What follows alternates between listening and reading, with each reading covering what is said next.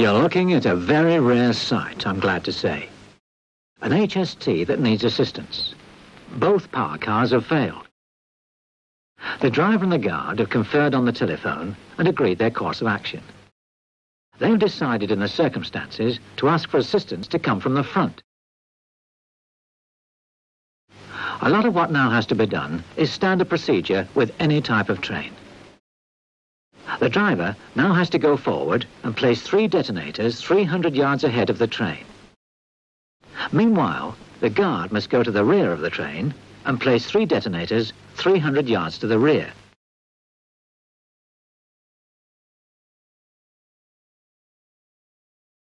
The driver will report to the signalman and agree the method of assistance. There is no need for passing trains to be cautioned, as the work can be done from the cess side. As it's an HST, there's an important difference. The coupling is not standard, and so normal procedures cannot be used. Special draw gear has to be connected, and this is the responsibility of the guard of the failed HST. Just because HST failure is so rare, it is vital to understand and remember exactly what to do. 2 complete sets of draw gear are kept in lockers in the luggage compartment at either end of the train. The guard already knows that in this case, assistance will be coming from the front. So he'll use the gear stored at this end of the train. He also knows that as it's coming from the front, assistance will be provided by a locomotive of some kind. And this tells him which drawbar to use. The long bar is for use only when assistance is provided by another HST. When assistance comes from any type of locomotive, the short bar is used.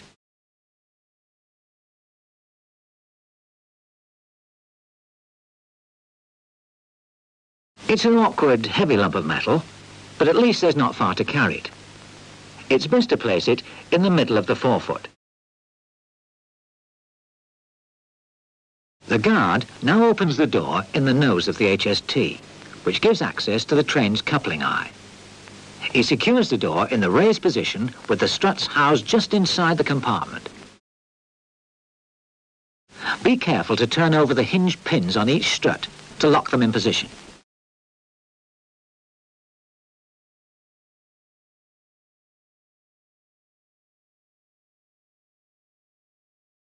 Finally, the brake hose and one of the 2 main reservoir hoses must be freed from their storage clips and pulled to the front.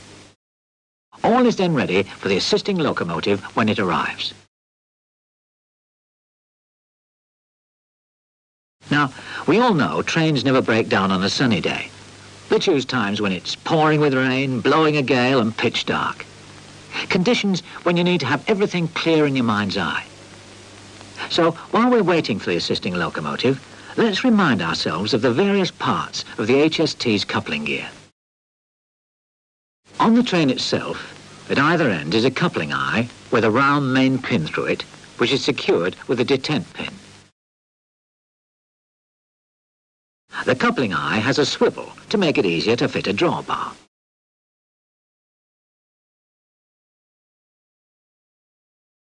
Beyond the main pin is a second pin, the oval pin. Again, it's secured with a detent pin. Removing this allows the coupling bar to be extended to a maximum of 12 inches. You can see the hole through the bar where the oval pin goes. This gives the necessary play to allow the drawbar to be connected. But the train must never be hauled or propelled in this condition. The extension must be pushed fully home and the oval pin replaced. It'll only go right through when the bar is fully home. The nose compartment also houses a single brake pipe, controlled by a red-handled cock over to the right, and 2 main reservoir pipes. Either one can be used, and both are controlled by a single yellow-handled cock. Lastly, there's a light just inside the top of the compartment. The switch is alongside. Now let's look at the 2 drawbars.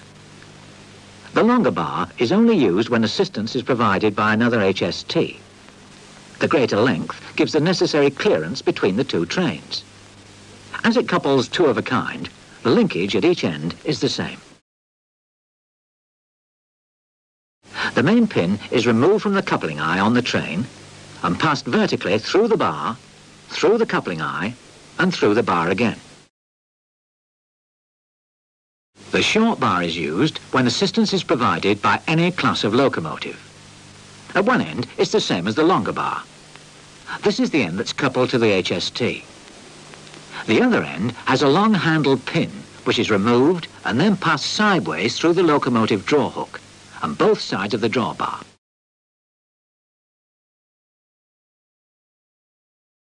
This end of the drawbar also has a swivel, secured by a round-headed pin. This must be removed only if the train is being assisted by a Class 08 locomotive. This locomotive has a fixed coupling, and the round-headed pin is removed to allow some sideways flexibility. If this pin is removed, it must immediately be placed in the drawbar locker in the luggage compartment. Remember to put it back into the drawbar when the job is finished. The assisting locomotive has now reached the point 300 yards from the failed train, where the driver of the HST has been waiting to stop it. As we already know, 3 detonators have been laid close by at 20-yard intervals. The HST driver accompanies the locomotive from this point to where the guard is waiting for it, just ahead of the HST.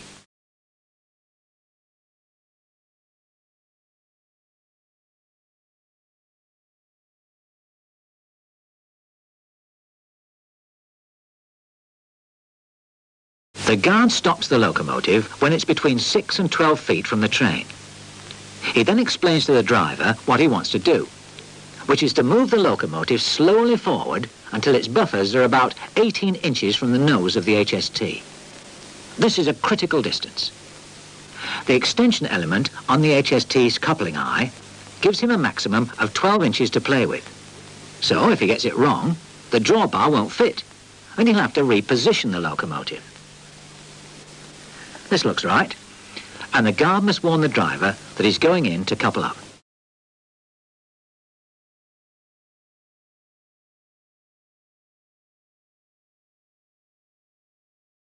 He removes the main pin and the oval pin on the HST, letting them hang loose,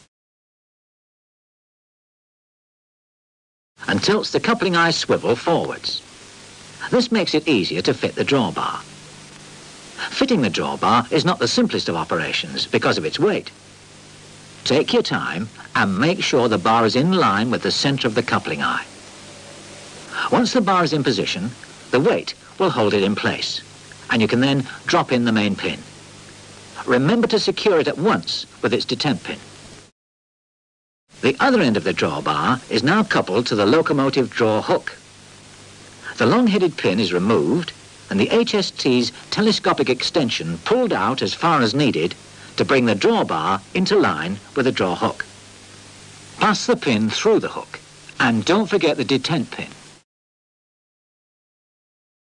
The oval pin still has to be replaced. The guard places it in its hole, but it can't drop through until the extension bar has been closed up. The guard signals the locomotive slowly forward. This pushes home the extension, and the oval pin drops into place through the matching hole in the extension bar. Check that the oval pin is fully home and secure it with its detent pin. The coupling is now secure.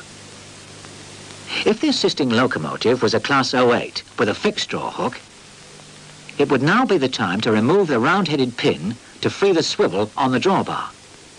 But as it's not, you leave this pin in position. The guard now couples up the brake and main reservoir pipes and opens their cocks.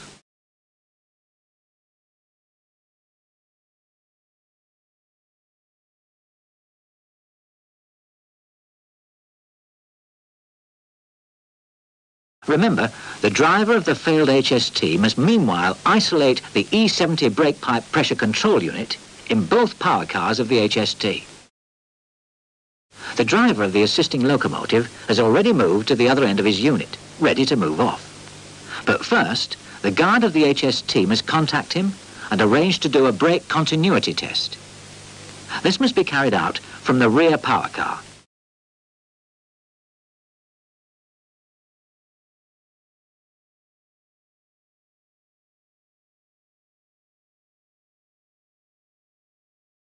When both driver and guard are satisfied, the train can be hauled away. If the train were being propelled by another loco, there would be a speed limit of 40 miles per hour. Drawn forward, it can be hauled at the maximum speed of any vehicle in the formation, providing the line speed allows this.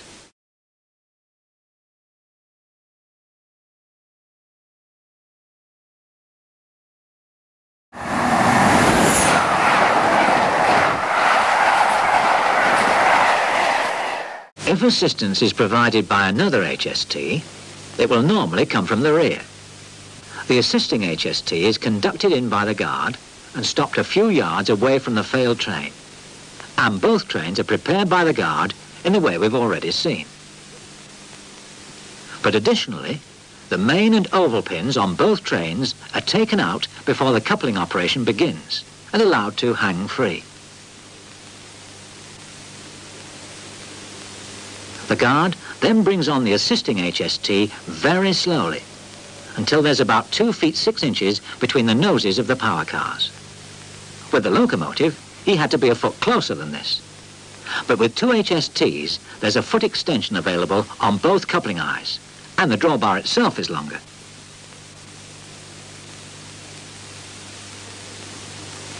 Coupling this long bar to each HST in turn follows the same sequence as before. Of course, the coupling at each end of the bar is the same. The main pin has to be inserted vertically through the coupling eye of each train and secured with its detent pin.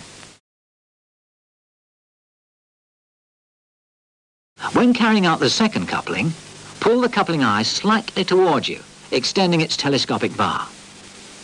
With the bar extended, it's easier if you slide the end of the drawbar sideways over the coupling eye.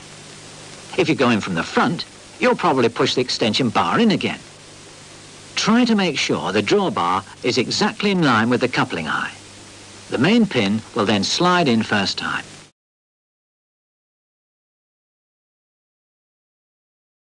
The oval pins are now placed in their sockets.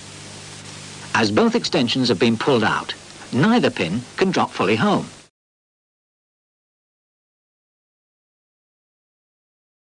Moving the assisting HST slowly forward will close both extensions, and both oval pins will drop.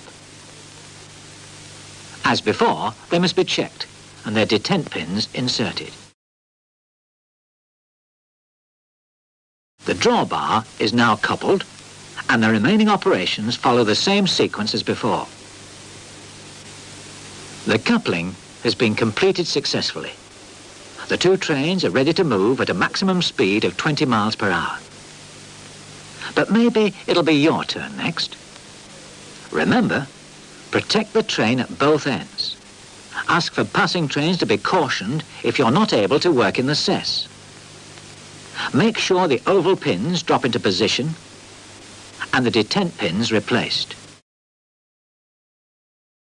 The E-70 control units on the failed train isolated and a brake test carried out. And your effort will be as successful as this.